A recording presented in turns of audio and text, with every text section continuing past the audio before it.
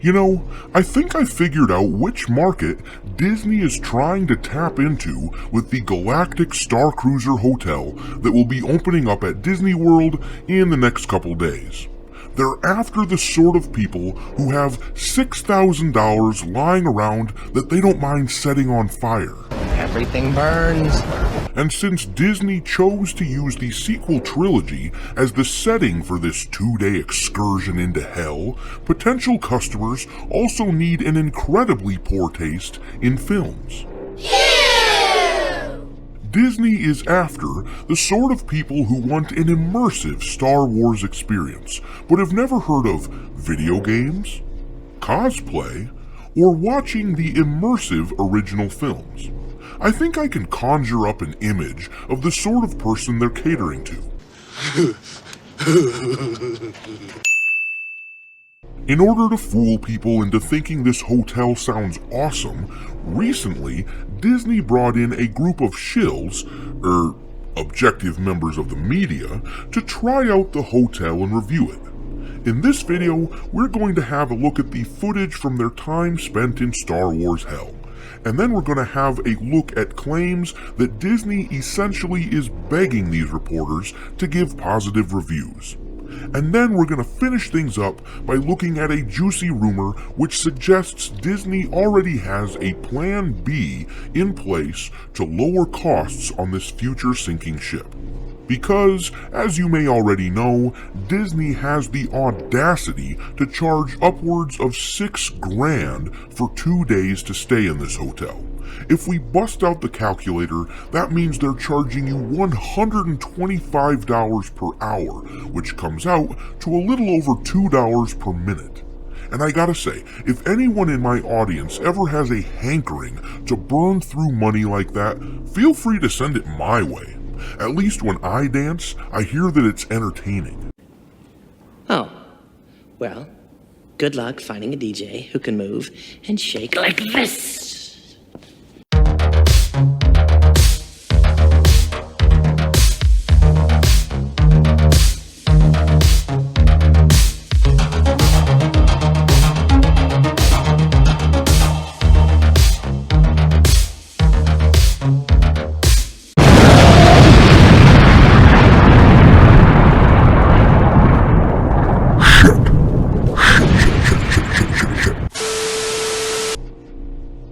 This hotel is being brought to you by the same minds who decided to just wing it with the storyline of the Star Wars sequel trilogy, arguably the most anticipated movies in the history of cinema.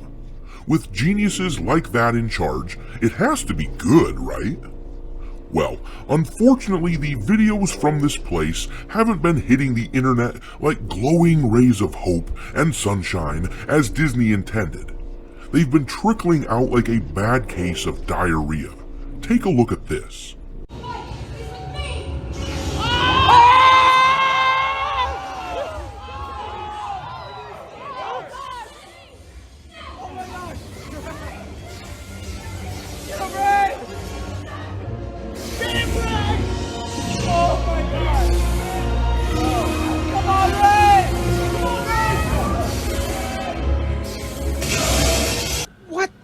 Hell was that? I don't know about you, but when I have to crane my neck to look up, I'd rather see bird poop hurtling down toward my face than this badly choreographed version of Rey versus Kylo. I've seen better lightsaber duels in the parking lot of my local movie theater. But hey, maybe the music is bitchin'. Let's have a listen.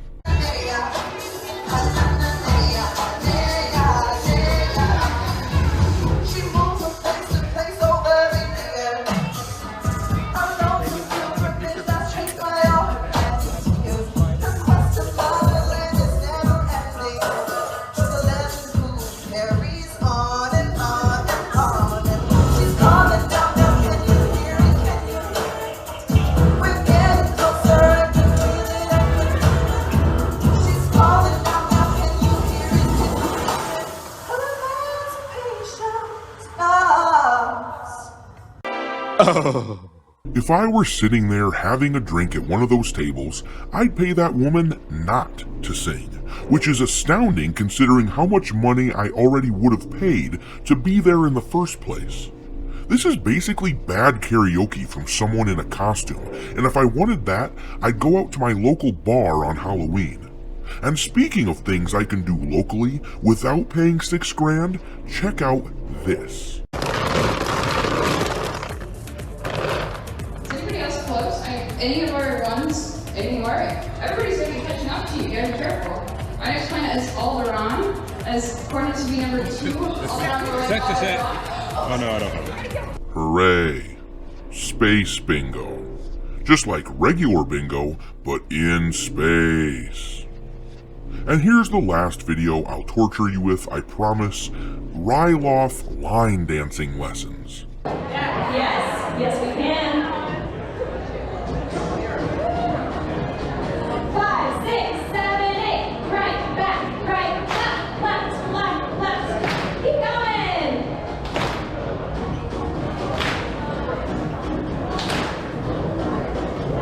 Amazing! Are we ready for the next part? Disney has hollowed out every aspect of this franchise as they attempt to monetize every inch of it, creating a soulless husk. This is like watching someone perform an autopsy on a loved one, and the worst part might be the people standing by trying to convince us this is a good thing. Look at this tweet here. Credit to my kids who got us so deeply invested in our stories on Star Wars Galactic Starcruiser that the experience was both a dizzying blur and one we ended up caring so much about that we cried when it was over. You liar! Okay, I just doubt those kids were crying about any stories that they were getting into. They're likely crying because their mom is a shameless shill who will say almost anything to get Mickey Mouse to pat her on the head and say, "Aw, who's a good girl?" She uses her kids like props. This image is a perfect metaphor for the soulless experience that Disney Star Wars has become. I found this Twitter thread in an article from That Park Place. It's extremely enlightening, so I thought I'd share it with the rest of you. This comes from Len Testa of Touring Plans, who is pretty good at presenting his reviews of Walt Disney World. Let's see what he has to say. With the Galactic Starcruiser media embargo ending tomorrow, here's a couple of consumer advice points. Number 1, many writers about to tell you how great this is don't believe it themselves. And number 2, Disney pressures media outlets to say only positive things. From people inside right now. And then he posts a couple of text screenshots. The first one says, "The talk among media is interesting. 6K? No way. Problem is, I don't think anyone will print that." The second screenshot says, "We get to the event and are told that if you don't write positive stories, you're not going home," while one guy stands menacingly behind the spokesperson with brass knuckles.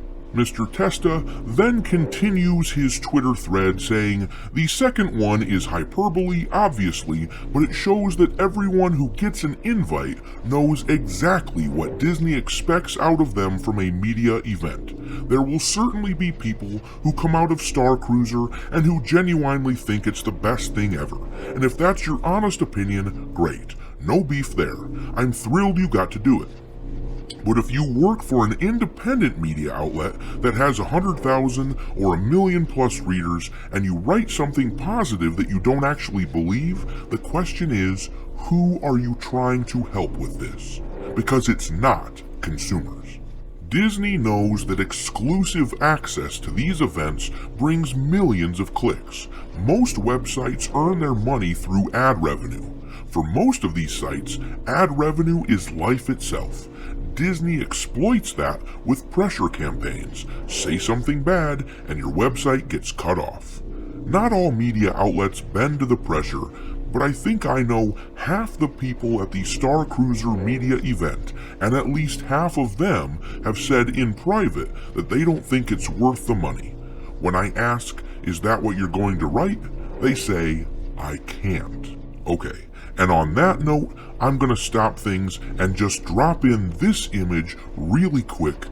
Look at the frickin' discrepancy between the critic score and the audience score for this despicable damn movie. We've been saying it for years, and this is just a little more evidence that we were always right.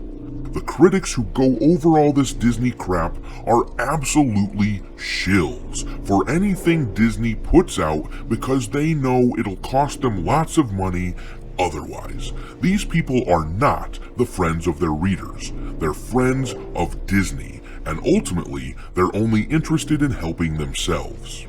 I'm here to tell you right now, we don't care. Let me tell you something. We don't care. Now, in the aforementioned article from That Park Place, where I found that Twitter thread, there was also a rumor about a backup plan Disney has for the Galactic Starcruiser. It reads, "What if Disney could fill the Galactic Starcruiser while simultaneously making themselves look altruistic in the process? Enter the reported Plan B."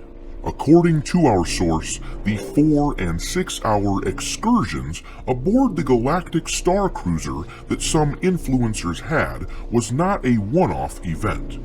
No, these were trial runs for a Plan B mode that may be implemented if the Galactic Starcruiser is unable to fill enough passengers after the initial opening rush.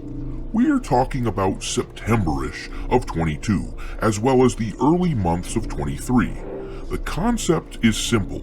Declare that you want to make the experience available to families that previously could not afford it, opening it up to rotating multi-hour experiences and lower the cost. Continue to provide the full experience on more limited days and try to salvage the situation while appearing to be on the side of the working class that can't or won't drop many thousands on what you're seeing in the videos. My, the plot like my gravy thicken. And as I've written in the past, there is a potential refurbishment rewrite that Disney may go to if Rey and Kylo Ren just won't drive fans. So the leading option for the Galactic Starcruiser's first change-up is to have Grogu on board the hotel and revealed on the first night.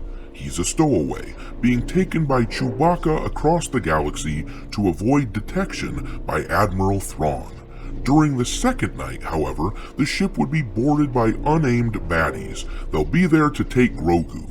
One of the scripts allegedly calls for Grogu and Chewbacca giving themselves up so that the rest of the guests are not harmed instead. Just as Grogu is being handed over to the bad guys, Luke Skywalker would arrive and save Grogu once again. A thank you message potentially could then be played for the guests from Princess Leia, expressing gratitude for their help in protecting the child. Is there any doubt that Grogu, Mando, Luke, and Leia would sell more tickets? And if any of these alternate plans have to happen, is there any doubt that the Pablo Hidalgo, Kathleen Kennedy story group push that influenced this hotel and Galaxy's Edge will be even further diminished?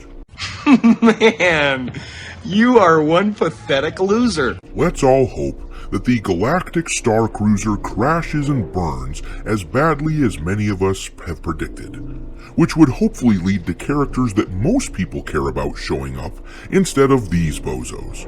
Because if Luke and Grogu turn up, this will help confirm everything I've been saying on this channel for a while now. The Kennedy crap is being siphoned away. Suck. Now, I don't generally cover this sort of material. Theme parks and the like are not my area of expertise, but this could really impact the larger world of Star Wars in a very big way. The way I see it, this hotel is something of a test. Disney CEO Bob Chapek likes the positive momentum they've had with the company's stock price lately, and he won't be thrilled if this massive investment doesn't pay off quickly. As I discussed in my video a few days ago, Lucasfilm has been a financial drag on the company as a whole for the past few years. In fact, it's safe to call Disney's investment in Star Wars, thus far, an absolute boondoggle. Now, for those of you who want to see this hotel fail and fail hard, let me know in the comment section, how would you rather spend $6 grand? Personally, I'd rather pay someone to staple my eyelids closed than have to watch this crap. In any case, if Chapek is even partially sane, if this hotel doesn't bring a nice return on investment quickly, then he and Kathleen Kennedy may be having some very uncomfortable conversations soon. What would you say you do here? Thanks for watching, me hearties. If you haven't already, your captain is inviting you to subscribe to the channel and become a part of the crew. Life as a space pirate may not be glamorous, but there's always plenty of booty.